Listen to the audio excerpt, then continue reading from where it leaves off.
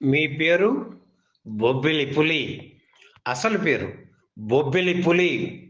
Court హాలులో lawyer Sridevi అడిగిన ప్రశ్నకి బోనులో ఉన్న ఎన్టీఆర్ చెప్పిన సమాధానం ఇది.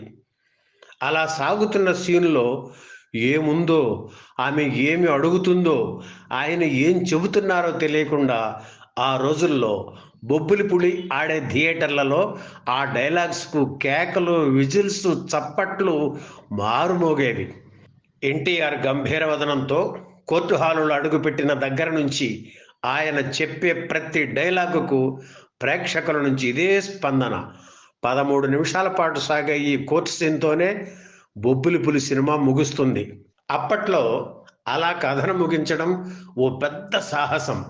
అందులోనూ ఎన్టీఆర్ లాంటి మహానటుడు, స్టార్ హీరో నటించిన సినిమా ముగింపును ప్రేక్షకుల ఊహకే వదిలేయటం అంటే అది మామూలు విషయం కాదు.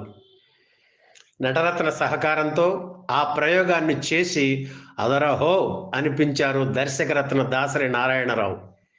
నటరత్న ఎన్టీఆర్ నటనా వైభవానికి వన్నెలు అద్దుతూ దర్శకరత్న దాసరి కథా కథనాన్ని మలిచిన తీరు, సందర్భోచితంగా పిడుగులాంటి డైలాగులు, సంధించిన వైనం నేటికి ప్రేక్షకుడిని ఆకట్టుకున్నాయి.